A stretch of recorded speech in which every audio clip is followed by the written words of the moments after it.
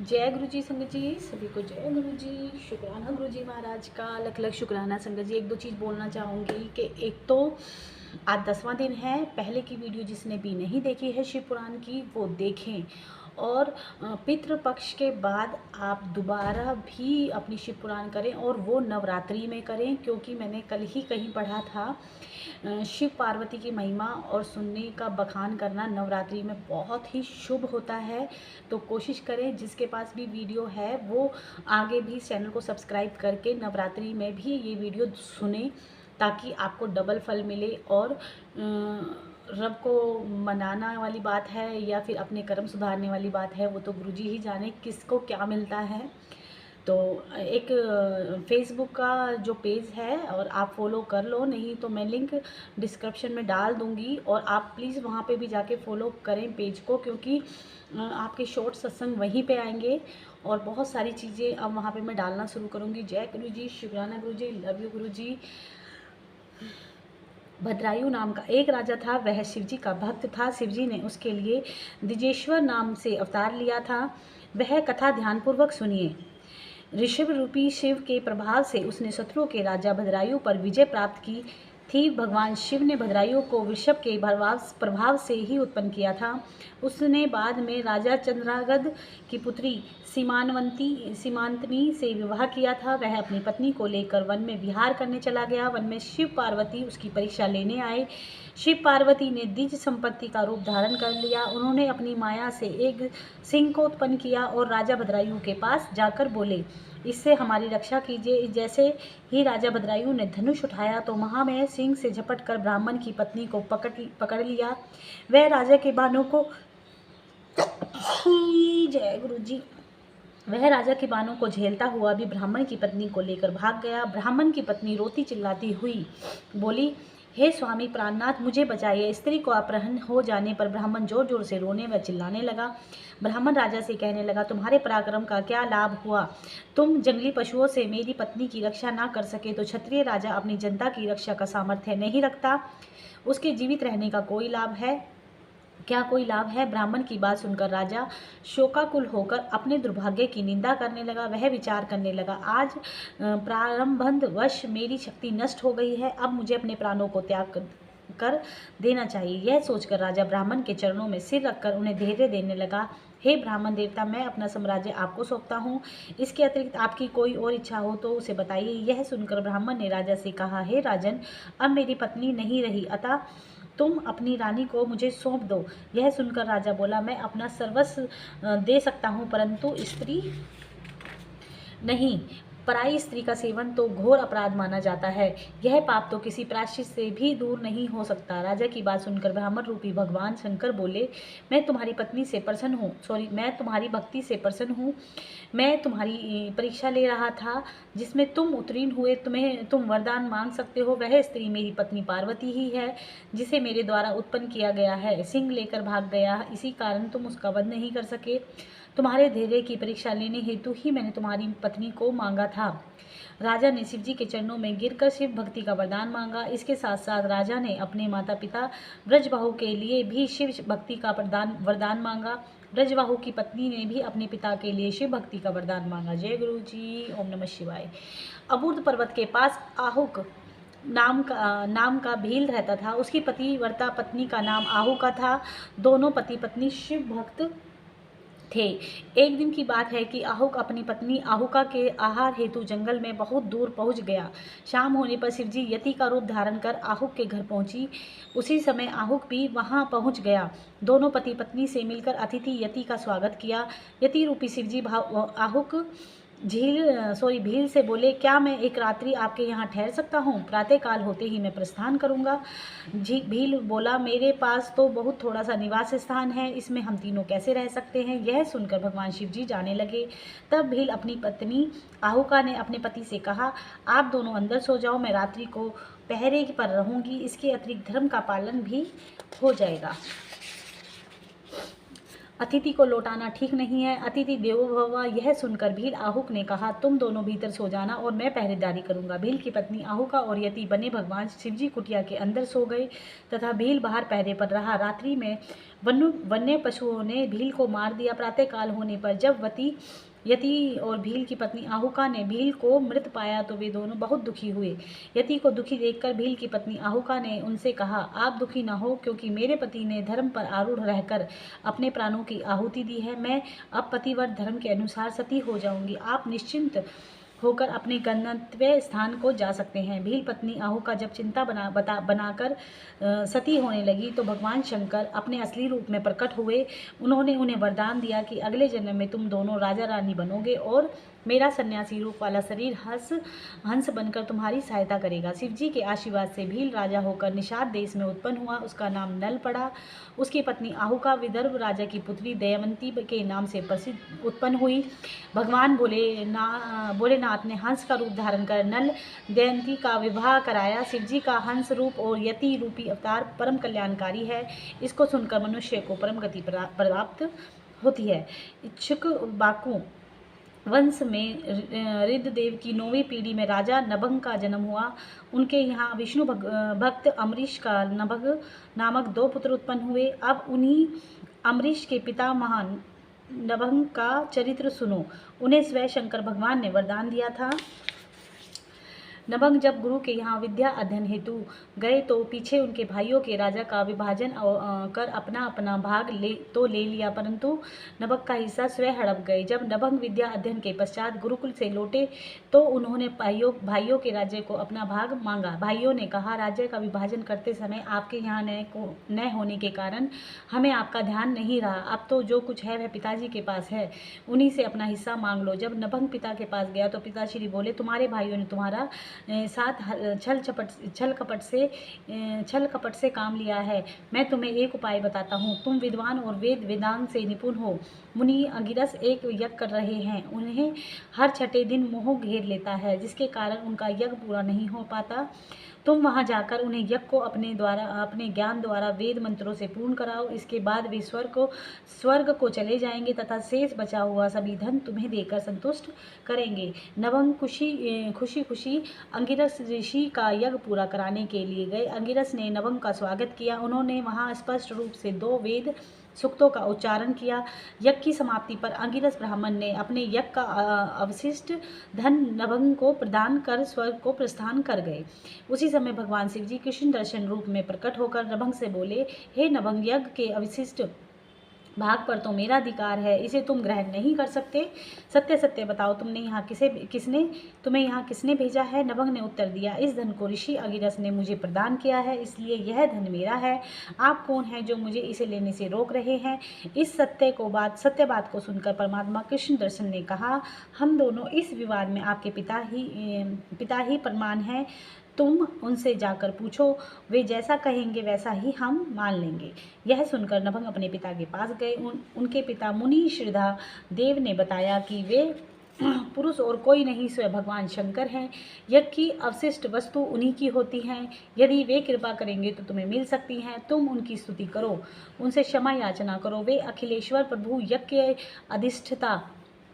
अधिष्ठाता हैं। ब्रह्मा विष्णु आदि यज्ञ देवता उन्हीं के आदेश पर कार्य करते हैं। नभंग ने भगवान शंकर के पास पहुंचकर अपने अपराधों की क्षमा मांगी और इनकी स्तुति करने लगे। शिवजी बोले कि तुम विकार रहित होकर सभी सुखों का उपभोग करो। इतना कहकर वे अंतर्धान हो गए। एक बार भगवान शंकर इंद्र, बृहस्पति तथा अन्य देवताओं की सभा में अवधूत का रूप धारण कर बैठ गए। उनका शरीर अग्नि के समान प्रज्वलित हो रहा था। इंद्र ने अवधूत से पूछा कि भगवान शंकर अपने स्थान पर ही है या कहीं गए हैं। इंद्र के पूछने पर शिवजी ने कोई उत्तर नहीं दिया। इंद्र के कई बार पूछने पर भी वे चुप रहे। इस पर इंद्र क्रोध में आ गए और बोले, मैं अभी तुम्हें अपने वज्र से समाप्त कर देता हूँ, देखता हूँ कि तुम्हें कौन बचाता है। यह कहकर इंद्र ने अवधूत बने शंकर भगवान को मारने के लिए अपना वज्र उठाया, परंतु वह वज्र उन पर नहीं चल सका और इंद्र का हाथ वहीं स्तंभित हो गया। इंद्र क्रोध में भरकर जलने लगे, परंतु भगवान शंकर के क्रोध को देखकर देवगुरु बृहस्पति जी समझ गए कि यह अवधूत स्वयं भगवान शंकर ही हैं। बृहस्पति जी ने उठकर भगवान शंकर को प्रणाम किया और विभिन्न प्रकार से उनकी स्तुति की। इस प्रकार उन्होंने इंद्र के पापों की रक्षा की। इससे गुरु बृहस्पति जी का एक नाम जीव पड़ा। विदर्भ नगर में एक बार सत्यरथ नामक राजा हुआ था। वह बहुत बड़ा शिव भक्त था। एक बार शत्रुओं ने उसके राज्य पर आक्रमण करके उसे मौत के घाट उतार दिया। उस समय उसकी पटरानी गर्भवती थी। वह शत्रुओं में से छिपकर एक वन में वट वृक्ष के नीचे जाकर बैठ गई। वहां उसने एक पुत्र को जन्म दिया। इसके बाद प्यास से व्याकुल होकर एक सरोवर पर जल पीने को गई। उसे एक मगरमच्छ ने सटक लिया। ऐसी परिस्थितियों में भगवान भोलेनाथ को उस बालक पर दया आ गई।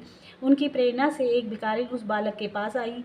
वह बालक को देखकर द्रवीभूत हो गई, परंतु सोचने लगी कि यह किसका पुत्र है, इसका पालन पोषण करने के लिए मैं अपने साथ ले जाऊं या नहीं।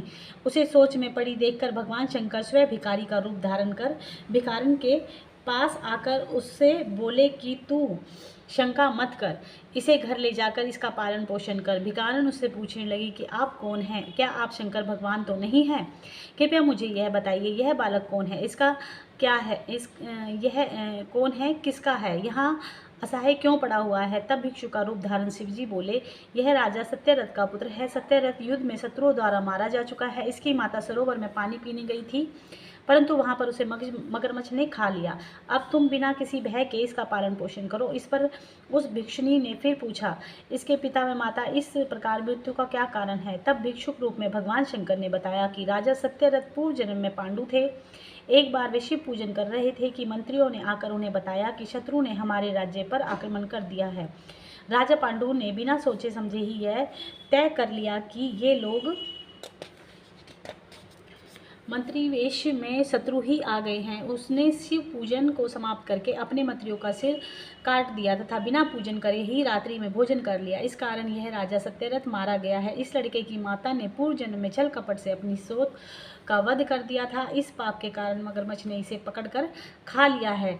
यह सब कथा सुनकर शिवजी ने उस ब्राह्मणी को अपना असली रूप से परिचित कराया। वह मुक्त कंठ से भगवान शंकर की स्तुति करने लगी।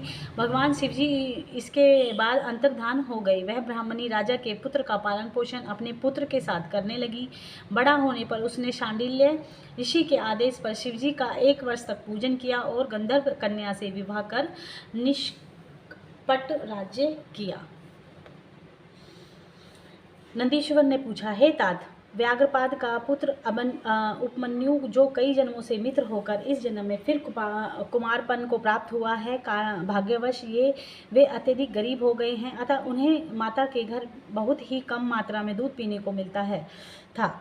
वह बार बार अपनी माता से दूध मांगता था। माता ने बालक को बहलाने के लिए घर के भीतर जाकर कनों से बने बीजों को पीसकर पानी मिलाकर कृत्रिम दूध उसे पीने को दिया, परंतु उपमन्यु ने उस कृत्रिम दूध को नहीं पिया और कहने लगा, हे माता, यह दूध नहीं है। इस पर ममता में माता ने उसे गोद में बिठाकर उसके अश्वों को पोंछते हुए बोली, बेटा, हम वनवासियों के पास दूध कहाँ से आया? पूर्व जन्म के किए हुए कार्यों के फल भोग रहे हैं। अब तो केवल शंकर भगवान ही दूध का प्रबंध कर सकते हैं।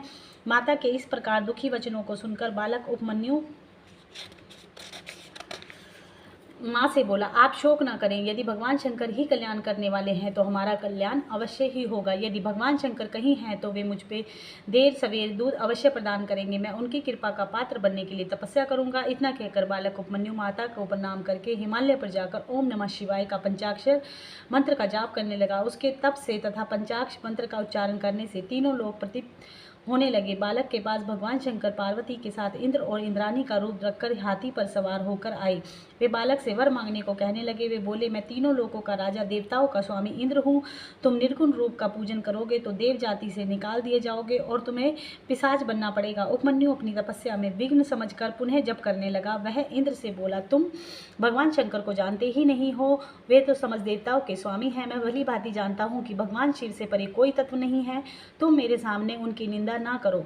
तुमसे ही नहीं अपितु हे ब्रह्मा जी और विष्णु जी भी मैं वरदान नहीं चाहता। अब यदि तुम मेरे सामने भगवान शंकर की निंदा करोगे तो मैं तुम्हें भस्म कर दूंगा। उपमन्यु ने भस्म उठाकर उसे अघोर मंत्र से अभिमंत्रित कर भगवान शंकर के चरणों का ध्यान कर तुरंत इंद्र पर डाल दी, परंतु वे साक्षात शिव ही थे।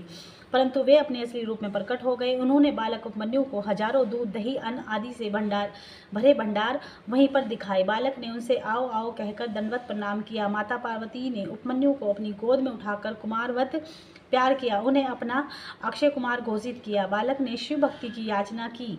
शिव भक्ति ने उसे अजर अमर भक्ति प्रदान की।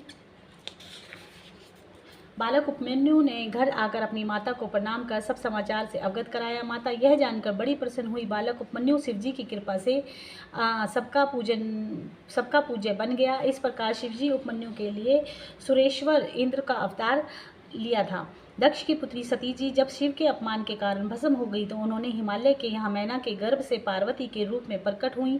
नारद जी के कहने पर शिवजी को प्राप्त करने के लिए उन्होंने कठोर तपस्या की।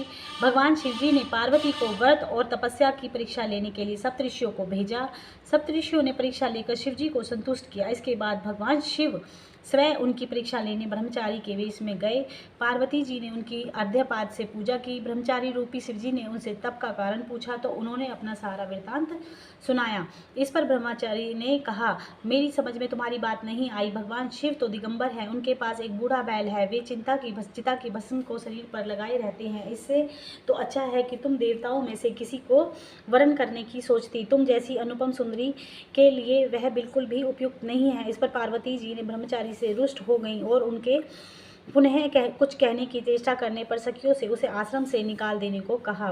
पुनः यह कह उठकर जाने को तैयार हो गई कि जो व्यक्ति शिवजी की निंदा करता है वह तो पाप का भागी होता है, इसके साथ साथ सुनने वाले को भी पाप का भागी बनना पड़ता है। पार्वती जी ने जैसे ही जाने के लिए पग बढ़ाया तो शिवजी असली रूप में प्रकट हो गए और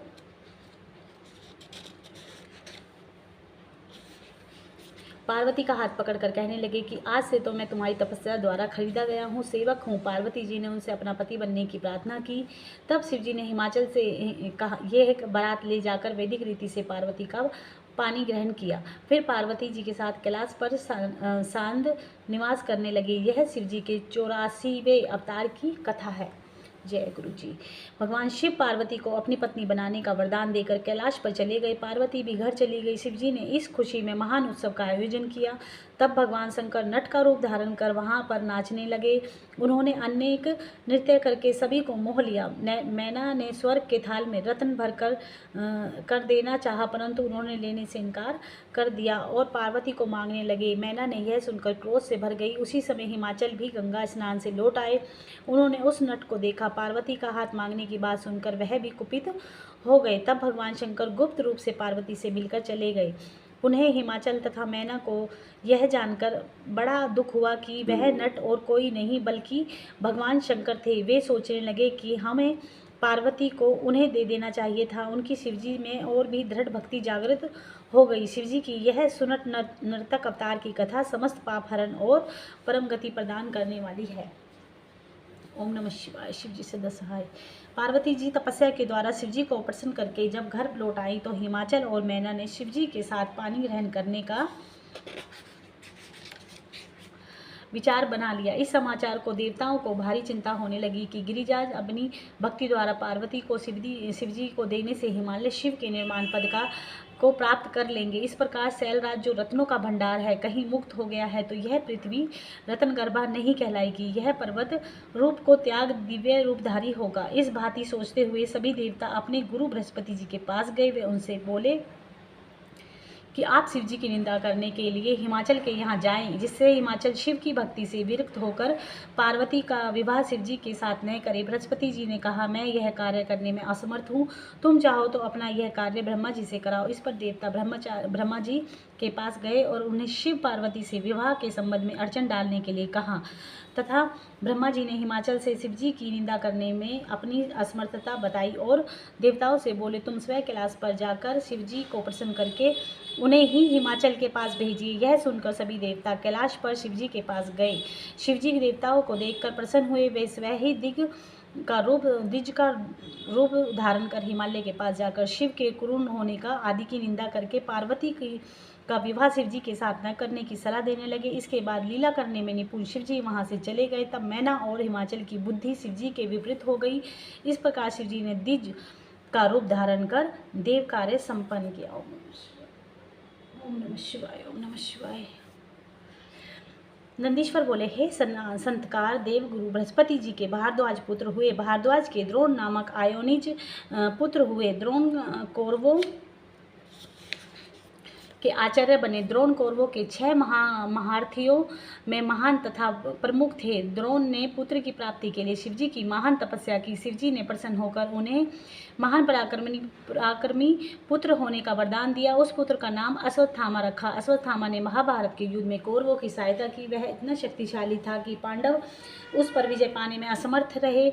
उस पर विजय पाने में भगवान श्री कृष्ण के उपदेश ने काम किया। फिर शिवजी की अनुपम कृपा से अर्जुन ने अश्वत्थामा के द्वारा छोड़े गए ब्रह्मशीर नामक अस्त्र को निरस्त किया। इसके बाद अश्वत्थामा ने अपनी शक्ति का प्रयोग उत्तरा के गर्भ में पल रहे बालक पर किया, परंतु शिवजी की कृपा से श्री कृष्ण ने अपने सुदर्शन द्वारा उसके प्रभाव को नष्ट किया। इसके बाद श्री कृष्ण ने पांडवों को ब्राह्मण श्रेष्ठ अश्वत्थामा के चरणों में नतमस्तक कराया।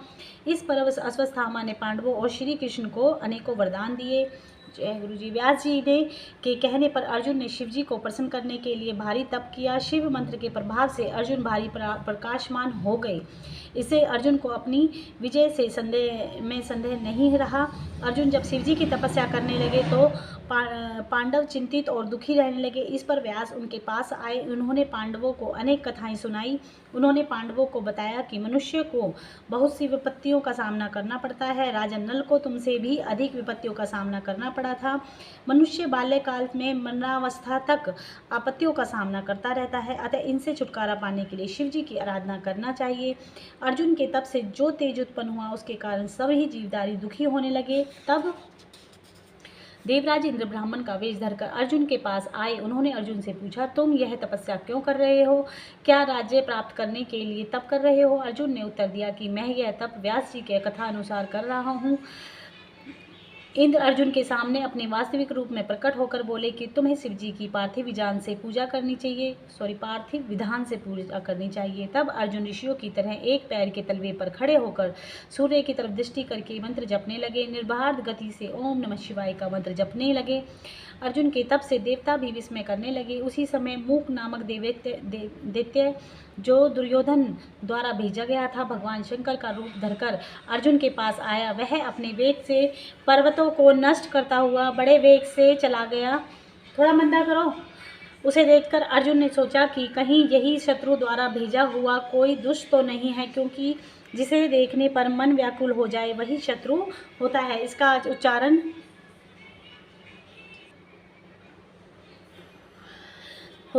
आचरण भी उसकी दुष्टता को इंगित करता है। तब इस प्रकार विचार कर अर्जुन ने उस मायावी शंकर पर बाण चला दिया। तभी अर्जुन की परीक्षा के लिए स्वयं शिव जी गणों सहित किरात का रूप रखकर वहां आए। वह कंधे पर तरकस धारण किए हुए थे तथा गणों के साथ भीलों के राजा बने हुए थे। वे भीलों की तरह बातें कर रहे थे। वे शूकर का पीछा कर रहने लगे। वह शूकर पर्वताकार रूप वाला बन गया। अर्जुन के बाण के साथ साथ किरात बने शिवजी ने भी शूकर पर बाण चलाया। शिवजी का बाण शूकर की पूंछ और अर्जुन का बाण उनको पार करते हुए पृथ्वी में समा गया। इससे शूकर मर गया। देवता बड़े प्रसन्न हुए तथा पुष्पों की वर्षा करने लगे। मरते हुए दुष्ट ने अपना रूप प्रकट किया, जिससे अर्जुन ने सोचने लिया कि यह दुष्ट व्यक्ति था जो मुझे मारने आया था। शिवजी ने अपना भक्त भेजकर शूकर में लगा अपना बाण मंगवाया। अर्जुन ने अपना बाण लेने गए। बाणों पर दोनों में विवाद होने लगा। अर्जुन ने अपना बाण ले लिया। शिवजी का गण कहने लगा कि ये दोनों बाण हमारे हैं, इस बाण को भी मुझे दे दो। शिवगण ने अर्जुन से कहा कि तुम झूठे तपस्वी हो, यदि यह बाण तुम्हारा है तो तुम इसका फल दिखाओ, मैं इसे पहचान लूँगा। अर्जुन ने कहा, बाण के फल पर मेरा नाम अंकित है, अब तुम्हें क्या, तेरे स्वामी को ही दिखाऊंगा। तेरे साथ मेरा युद्ध शोभा नहीं देगा, तेरे स्वामी से ही मेरा युद्ध होगा। इसके बाद किरात बने शिवजी अपनी सेना लेकर अर्जुन के पास पहुंचे। युद्ध करने को पहुंच गए। अर्जुन भी धनुष बाण लेकर युद्ध करने को तैयार हो गया। भगवान शंकर ने अपने गण को भेजकर अर्जुन से कहलवाया कि हे तपस्वी, तुम बाण को छोड़कर चले जाओ। एक छोटे से बाण के लिए युद्ध करने पर क्यों उतावले हो रहे हो। इस पर अर्जुन ने उनसे कहा कि तुम भीलराज किरात में जाकर कहो कि यदि मैं ऐसा करूंगा तो मैं कुल कलंकी कहलाऊंगा, मैं युद्ध अवश्य करूंगा, भला कहीं सिंह भी भेड़िए से भयभीत होता है। यह सुनकर किरात रूपी भगवान शिव अर्जुन के बहुत ही निकट तक पहुंच गए। इसके बाद अर्जुन ने शिव जी का स्मरण कर युद्ध प्रारंभ कर दिया। भीलराज किरात ने भी अपने पैने बाणों से अर्जुन को पीड़ा पहुंचानी प्रारंभ कर दी। अर्जुन को मार काट से गन भागने लगे। अर्जुन भारी बाणों से भगवान शंकर का प्रहार कर रहे थे और शंकर जी अर्जुन पर बाण चलाते हुए दया का भाव प्रदर्शित कर रहे थे। अर्जुन के बाणों का उन पर कोई प्रभाव नहीं हो रहा था। अब भगवान शंकर ने अर्जुन को निकट से अपने असली रूप के दर्शन कराए। इससे अर्जुन लज्जित होकर भगवान शंकर के चरणों में लोटपोट हो गए। वह पश्चाताप करने लगे कि मैंने त्रिलोकीनाथ से युद्ध किया है, हे दया के सागर मेरा अपराध क्षमा करो। इस पर भगवान शंकर अर्जुन से बोले, तू खेद मत कर, तू मेरा बड़ा भक्त है, मैं तो तेरी परीक्षा लेकर तुझे था, तू शोक का परित्याग कर। हे अर्जुन, तुम इच्छा अनुसार मुझसे वर मांगो। इस पर अर्जुन हाथ जोड़कर और मस्तक झुकाकर उनकी स्तुति करने लगा। हे दीनानाथ, हे भोलेनाथ, मुझे शत्रु पर विजय पाने का वरदान दो। इतना कहकर अर्जुन भगवान शिव जी के चरणों में वंदना करने लगा। भगवान शंकर ने अपना दुर्गम पाशुपत अस्त्र अर्जुन को देकर कहा, इससे तुम्हारी युद्ध में विजय होगी। इसके साथ ही मैं श्री कृष्ण से तुम्हारी सहायता करने के लिए कह दूंगा, उनकी सहायता से तुम निष्कंटक राज्य करोगे। इतना कहकर अर्जुन के सिर पर आशीर्वाद का हाथ फेरकर वे अंतर्धान हो गए। भगवान शंकर का यह किरातावतार 28वां अवतार है। यह कथा सर्वमंगलदायक तथा सभी मनोरथों को पूर्ण करने वाली है। अष्टम अध्याय। हिमालय में इसमें गुरु संगत जी शिव जी के 12 लिंगों का वर्णन है। तो इस अध्याय को बड़े ध्यान से सुने, बड़े भाव से सुने। जय गुरु जी। शिव जी के 12 लिंगों का वर्णन। हिमालय में केदारनाथ, सौराष्ट्र में सोमनाथ, उज्जैन में महाकाल, श्रीशैल का मल्लिकार्जुन, ओंकार में परमेश्वर, डांकनी में भीमशंकर, काशी में विश्वनाथ, गोमती नदी के तट पर श्री त्र्यंबकेश्वर, सेतुबंध में रामेश्वर ज्योतिर्लिंग है। जो व्यक्ति प्रातःकाल उठकर प्रतिदिन इन लिंगों का स्मरण, पूजन या वंदना करते हैं, उनके सभी पाप नष्ट हो जाते हैं। इस ज्योतिर्लिंगों को चढ़ाया नैवेद्य को खाने में कोई दोष नहीं होता है, बल्कि प्रसाद भक्षण से सभी पाप भस्म हो जाते हैं। जो भी प्राणी इसमें से किसी एक का भी पूजन कर लेता है, वह पूर्ण जन्म के चक्कर से बच जाता है। भगवान शिव के ज्योतिर्लिंगों की महिमा ब्रह्मा, विष्णु आदि देवता से भी कोई भी नहीं कर सकता। अब इन लिंगों से उत्पन्न उपलिंगों का वर्णन सुनिए। समुद्र तथा पृथ्वी के मिलाप वाले स्थान पर सोमेश्वर जी से उत्पन्न अनेकेश नामक उपलिंग, जो मल्लिकार्जुन से प्रकट हुआ। एक उपलिंग रुद्रेश्वर नाम से प्रसिद्ध है। वह भृंगकक्ष देश में संपूर्ण प्राणियों को सुख देने वाला है। नर्मदा नदी के तट पर महाकाल में दुग्धेश उत्पन्न हुआ। अहंकार से प्रकट हुआ। कमदेश्वर शिवलिंग बिंदु सरोवर में प्रकट हुआ। यह सभी मनोरथों को पूर्ण करने वाला है। केदारेश्वर नामक लिंग से भूतेश्वर उपलिंग प्रकट हुआ। यह यमुना के किनारे स्थित है। इसका दर्शन पूजन करने से सभी पाप नष्ट हो जाते हैं। भीम शंकरेश उत्पन्न लिंग से भीमेश्वर उपलिंग प्रकट हुआ। यह संध्या पर्वत पर विद्यमान है। नागेश्वर का उपलिंग भूतेश्वर, यह मल्लिका का सरस्वती के तट पर स्थित है। यह सभी लिंग और उपलिंग पापनाशक और मनोरथों को पूर्ण करने वाले हैं। सूत जी ने मुनियों को बताया कि हे ब्रह्मा जी की नगरी में एक पर्वत है। ब्रह्मा जी में वहाँ परमतंग्यनंद नामक शिवलिंग की स्थापना की है। यह लिंग सभी प्राणियों को संपत्ति देने वाला है। इसके पूर्व दिशा में मनुष्यों के मनोरथों को पूर्ण करने वाला कोड़ीहा नाम का शिवलिंग है। पाप नाशनी गोदावरी के तट पर पश्चिम दिशा में पशुपति नाम का शिवलिंग है। वहाँ से दक्षिण की ओर लोक कल्याणकारी अत्रीश्वर शिवलिंग है, जो सती अनसुईया के आनंद प्रदान करने वाला है। ब्रह्मा जी के पुत्र अत्रि जी ने अपनी पत्नी अनसुईया के साथ वहाँ पर महान तप किया था। एक बार भारी अकाल पड़ गया। अन्न जल का अभाव हो गया। भूख प्यास से प्राणी मरने लगे। पेड़ सूख कर गिरने लगे। खाने के लिए कुछ भी ना रहा। अनसुईया ने अपने पति अत्रिषि जी से कहा, हे प्राणेश्वर, मुझे से अब इन प्राणियों को दुख सहन नहीं हो पा रहा है। इनके दुख दूर करने का कोई उपाय करिए। इस पर अत्रि जी ने प्राणायाम द्वारा ब्रह्मांड में वायु को रोककर शिव के ध्यान में मग्न हो गए। उसे सभी शिष्य भूख प्यास से व्याकुल होकर पलायन कर गए। अब केवल अनसुईया ही उनकी सेवा में लगी रही। अनसुईया जी वहाँ शिव जी की प्रतिमा स्थापित करके नियम पूर्वक उनका पूजन करती रही। मानसोपचार द्वारा प्रतिदिन पति तथा शिव जी का पूजन करके परिक्रमा करने लगी। अनसुईया की भक्ति से प्रसन्न होकर महादेव जी अन्य देव ऋषियों के साथ वहाँ उपस्थित हुए। उसी समय गंगा आदि नदियाँ भी उनके दर्शनार्थ वहाँ आई। सभी ने अनसुईया की प्रशंसा की। फिर भगवान शिव जी उनके संपूर्ण अंशों से वहाँ उपस्थित हुए। संगत जी आज इतना ही। मेरा भी थोड़ा सा ना तबीयत ऐसी हो रही है, तो कल बाकी का हम पढ़ेंगे। जय गुरु जी, शुक्राना गुरु जी। गुरु जी जिसने आपकी शिपा पुराण सुनी है भावपूर्ण, आप सभी को खुशहाली दे, सद्बुद्धि दें, उनके पितरों से मुक्ति दें। जय गुरु जी, शुक्राना गुरु जी।